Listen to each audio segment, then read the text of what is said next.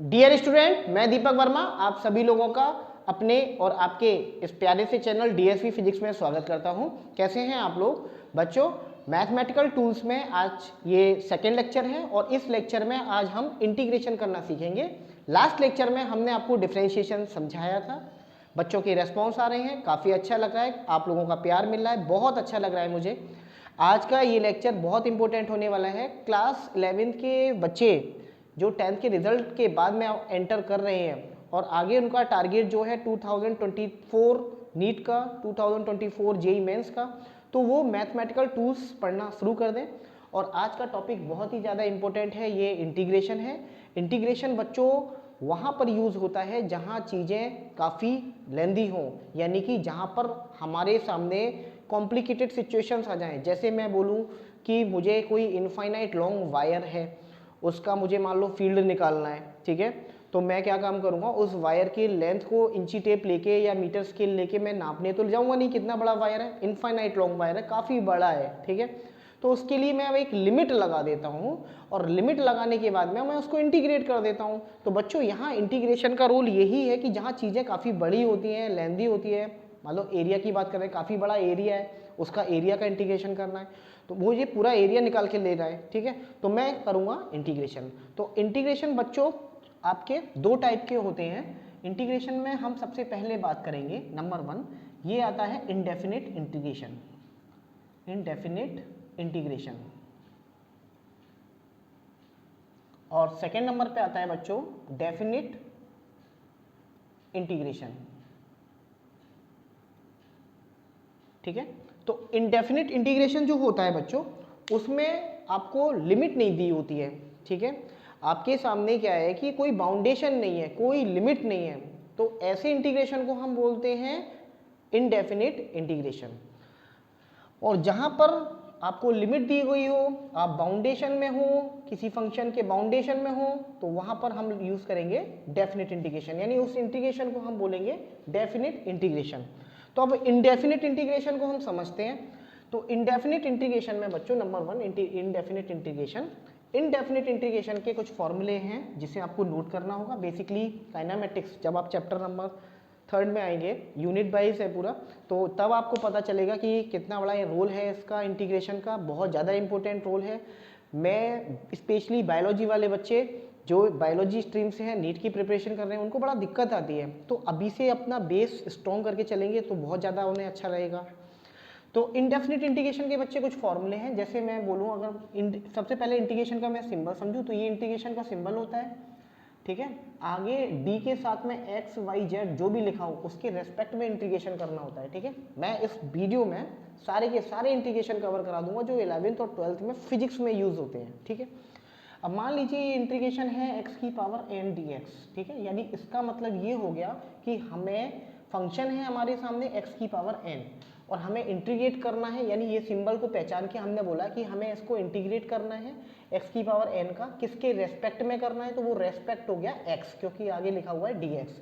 तो बच्चों इसका फॉर्मूला होता है एक्स की power n plus 1 upon n plus 1 और आगे हम एक कांस्टेंट जोड़ देंगे, ये दिमाग में रखना, प्लस सी करना ही करना है, एक कांस्टेंट है, ठीक है, इसको हमें लिखना ही लिखना है।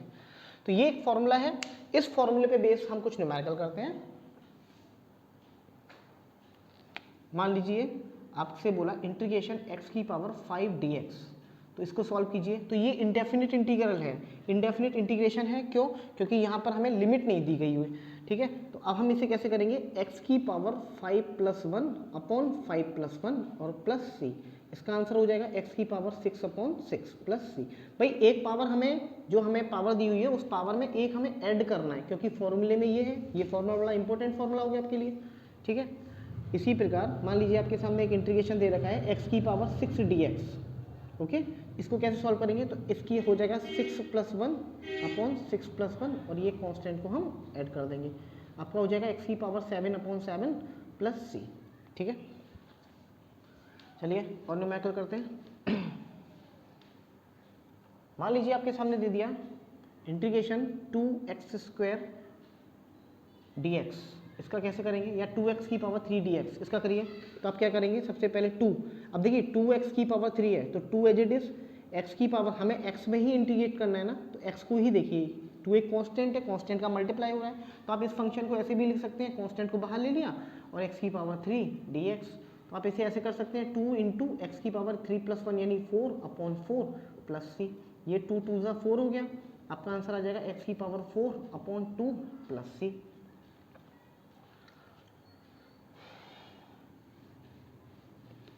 आप लोग मेहनत करते जाइए बच्चों। Integration of 3x² minus 5x की पावर 4 प्लस 16x dx। अब देखिए ये बड़ा फंक्शन आ गया है ना, यहाँ पे 3 टर्म्स आ गए अलग अलग। अब यहाँ पर कैसे करेंगे हम इंटीग्रेशन, तो आपके पास वही तरीका है, आप इसको या तो सेपरेट करके कर लीजिए या फिर आप इसको कंबाइन करके कर लीजिए। तो सेपरेट करके सिखाते हैं पहले, क्योंकि स्टार्टिंग है आपका। तो सबसे पहले हम क्या करेंगे, इंटीग्रेशन 3x² dx, या माइनस आ रहा है माइनस ले लीजिए, फिर इंटीग्रेशन 5x की पावर 4 dx, प्लस आ रहा है प्लस ले लीजिए, इंटीग्रेशन 16x dx। इसको सॉल्व करेंगे तो ये हो जाएगा 3x की पावर 3/3, ये हो जाएगा माइनस 5x की पावर, एक ऐड कर देंगे यानी 5/5 प्लस 16x² यानी x की पावर यहाँ 1 है अपॉन x की पावर 2/2, ठीक है। और यहाँ पर आगे हम क्या जोड़ देंगे, कांस्टेंट, यानी 3 से 3 कैंसिल आउट हो जाएगा, 5 से 5 कैंसिल आउट हो जाएगा, जो ये हो जाएगा 2 8 जा 16। फाइनली आपका जो आंसर आएगा वो आएगा x की पावर 3 माइनस x की power 5 plus 8x² plus c, ठीक है, ये आपका आंसर आ गया।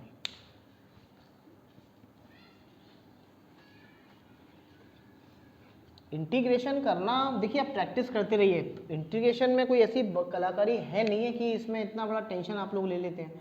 इंटीग्रेशन मान लो मुझे करना है x की पावर 8 माइनस 9x की पावर 5 प्लस 45 x की पावर 2, और ये हो गया आपका प्लस 16x, ठीक है। इसका करिएगा, इसको कैसे करेंगे हम, तो आपके सामने ये फंक्शन है। अब मैं ये तो पहले सेपरेट करके कराया, अब डायरेक्ट करते हैं।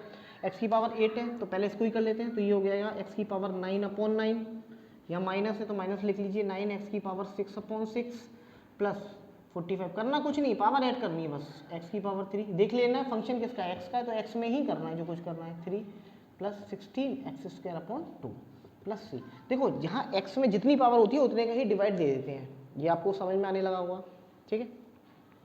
चलिए आगे से सॉल्व करते रहिए कट करके। नेक्स्ट है, मान लीजिए इंटीग्रेशन t की power 3 minus 2t² plus 6t, ठीक है। इसको हमें t के रेस्पेक्ट में करना, मैंने फंक्शन चेंज कर दिया, ठीक है, जो काइनेमेटिक्स में यूज होंगे तो t के टर्म्स में मैंने इसको लिख दिया है। अब इसे कैसे करेंगे हम, तो इसके लिए क्या करना पड़ेगा, इस इंटीग्रेशन को सॉल्व, तो t की पावर ये हो गया 4/4 माइनस 2t की पावर 3/3 प्लस 6t² प्लस एक कॉन्स्टेंट जोड़ दीजिएगा, है।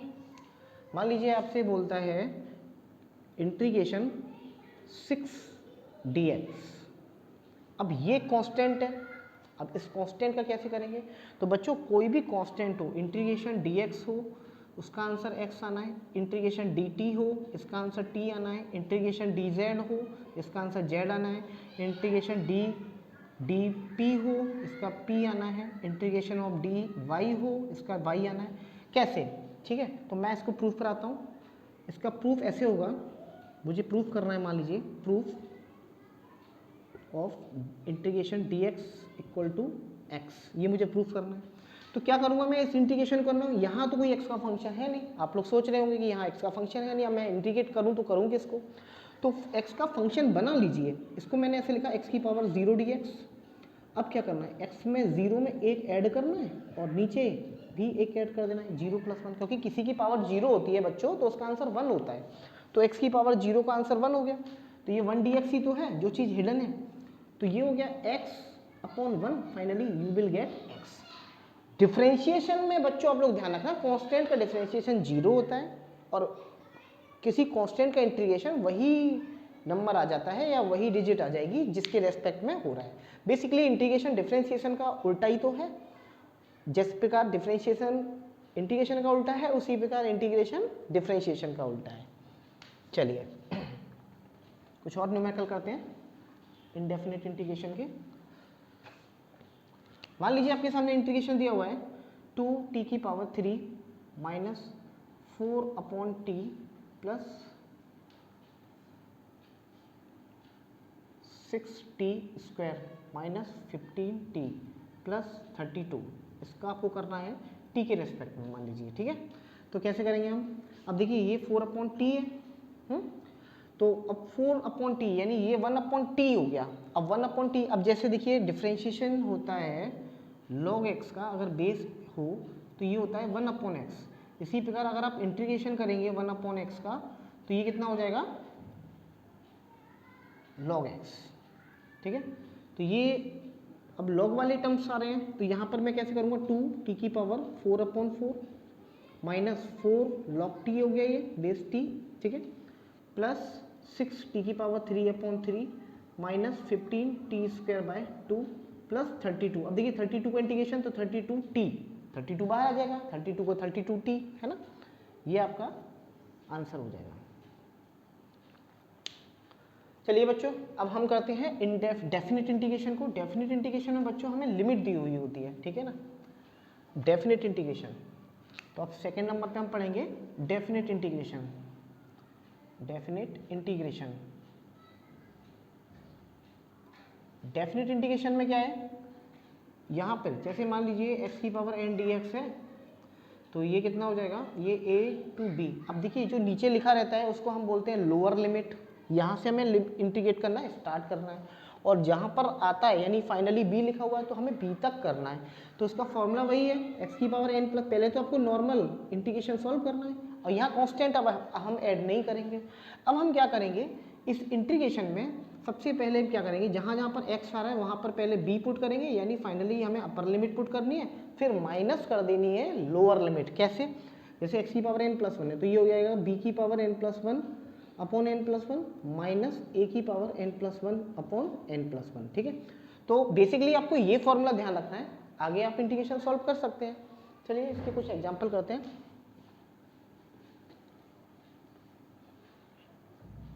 मान लीजिए आपके सामने दिया हुआ है इंटीग्रेशन t⁵2 प्लस 3, इसका मुझे इंटीग्रेशन करना है ना, और ये मेरे से लिमिट दी हुई है 1 2 लेके 3 तक की, ओके। अब इसको कैसे करूँगा मैं? तो इसमें लोअर लिमिट कितनी है? 1, और अपर लिमिट कितनी है? 3। तो इस इंटीग्रेशन को सबसे पहले नॉर्मल तरीके से सॉल्व कीजिए, तो ये कितना हो जाएगा? t⁵3/3 प्लस ये 3 है तो 3 का कितना हो जाएगा? 3t, ठीक है। अब इस इंटीग्रेशन में हम ऐसे ब्रैकेट लगाएंगे, और ब्रैकेट के आगे लोअर लिमिट नीचे है तो नीचे लोअर लिमिट लगा दी, लार्ज ब्रैकेट लगाएंगे हम, ठीक है, और ऊपर कौन सा है? 3, तो अपर लिमिट ये 3 आ गई। अब इसे सॉल्व कीजिए, तो सबसे पहले फंक्शन में मैंने बताया था t के रेस्पेक्ट में हो रहा है तो t की जगह पे ही अपर लिमिट पुट करेंगे, तो यहाँ t की जगह पे कितना रख देंगे? ये वाला 3 रख देंगे, तो ये हो गया 3⁵3/3 प्लस 3 × 3, ये तो हो गया अपर लिमिट सॉल्व करना। अब करिए इसमें माइनस लोअर लिमिट, तो लोअर लिमिट कैसे करेंगे? ये हो गया 1⁵3/3, ठीक है, प्लस 3 × 1, इसको सॉल्व कर लीजिए, तो ये 3 3 जा 9 बचेगा क्योंकि एक पावर कैंसिल आउट हो जाएगी, तो ये हो गया 9 प्लस 9 माइनस ये हो जाएगा 1/3 प्लस 3, ये हो जाएगा 18 माइनस 1/3 माइनस 3, 15 माइनस 1/3 यानी कि आ गया 44/3। ये इसका आंसर हो जाएगा बच्चों, ठीक है। चलिए इसका एक और न्यूमेरिकल करते हैं।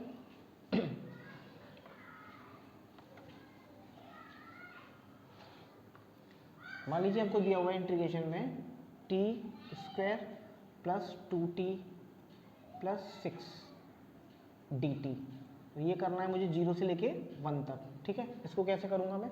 तो इसको करने का तरीका क्या है? सबसे पहले इस इंटीग्रेशन को सॉल्व करेंगे, तो t⁵2 है तो t⁵3/3, ये हो जाएगा प्लस 2t⁵2/2 प्लस 6t। अब यहाँ पर मैं क्या लगा दूंगा? लिमिट लगा दूंगा, ये हो गया 0 से लेके 1, ओके। अब 0 से लेके 1 तक हो गया, तो ये आपके सामने हो जाएगा 1⁵3/3 प्लस 2 1⁵2/2 प्लस 6 × 1। अब ये आगे के टर्म सब 0 हो जाएंगे, देखो -0 -0 -0, क्योंकि ये सब t का फंक्शन है, और t में जब 0 रखोगे तो 0⁵3/3 0, 0⁵2/2 0, 0 × 6 0, फाइनली आपको इस टर्म्स को सॉल्व करना है, बाकी ये सब चीज़ जीरो हो गई है क्योंकि लोअर लिमिट जीरो है। तो ये हो गया 2/2 प्लस 6, 2 1 जा 1, ये हो गया 1/3 प्लस 7, आंसर आ जाएगा 22/3। ये इसका आंसर हो गया। ठीक है, तो बच्चों ये होता है डेफिनेट इंटीग्रेशन और इनडेफिनेट इंटीग्रेशन। यानी कहने का मतलब ये है कि इंटीग्रेशन को हमें तभी यूज़ करना है या तो हमें लिमिट दी गई हो कि हमें मान लीजिए कोई लॉन्ग वायर है उसको हमें इंटीग्रेट करना है। ठीक है, तो हम उसको इंटीग्रेट करेंगे नॉर्मल तरीके से, और जब हम इंटीग्रेशन कर देंगे उसके बाद फिर upper limit minus lower limit apply कर देंगे। आगे इसके और भी रूल्स हैं, बट हमें तो फिजिक्स में जितने इंटीग्रेशन यूज़ होने हैं वही करने हैं, तो मैंने इतने मोस्टली आपको कवर कराए हैं। आप लोग मेहनत करिए बच्चों, आपके साथ हूँ मैं, आप लोगों का प्यार हमें और भी आगे बढ़ाएगा। उम्मीद करता हूँ आप लोग बहुत अच्छे हैं, आप लोग इसी तरीके से पढ़ते रहिएगा। जो भी प्रॉब्लम्स हो आप मुझे कमेंट भी कर सकते हैं। तो आप लोग पढ़ते रहिएगा मन लगा के। All the very best.